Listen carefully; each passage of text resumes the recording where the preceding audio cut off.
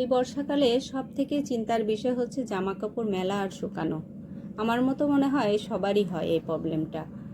জামা কাপড় ধোয়া নয়, শুকানোটাই সবথেকে বড় কাজ হয়ে যায়।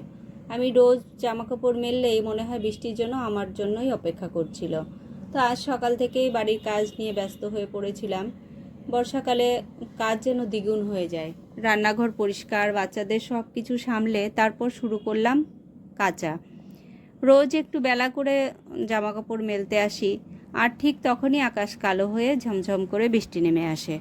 তাই আজকে ভাবলাম যে দেরি নয়, আজকে একদম সকাল সকালেই জামা কাপড় কেচে মেলে দিই, অন্তত একটু হলেও শুকোনোর সুযোগ পাবে।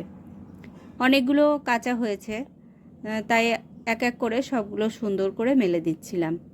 এ সময় ছাদে এসে চারপাশে তাকালেই মনটা ভালো হয়ে যায়। দেখে আমার গাছগুলোতে খুব সুন্দর সুন্দর ফুল ফুটেছে। বৃষ্টির জল পেয়ে গাছগুলো আরও সুন্দর হয়ে উঠেছে। ভাবলাম ফুলগুলো এখনই তুলে নিই, না হলে একটু পরে রোদ উঠলে বা বৃষ্টি আসলে ফুলগুলো নষ্ট হয়ে যাবে। আমি কিন্তু রোজ বাজার থেকে ফুল কিনি না, নিজের গাছের ফুল থেকেই ফুল নিয়ে ঠাকুরের পুজো দিই।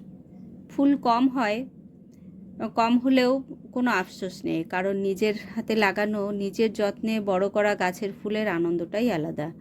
সংসারে হাজার ব্যস্ততার মাঝে এই ছোট ছোট মুহূর্তগুলো মনটাকে ভালো করে দেয়। বৃষ্টির ঝামেলা আছে, কাজের চাপ আছে, তবু নিজের গাছের এই ফুলটা মনটাকে সুন্দর করে দেয়, দিনটাকে সুন্দর করে দেয়।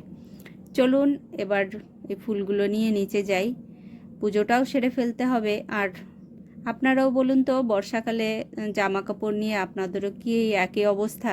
কমেন্টে জানাতেও কেউ ভুলবেন না। সবাই ভালো থাকবেন, সুস্থ থাকবেন। সবার জন্য ভালোবাসা ও শুভকামনা।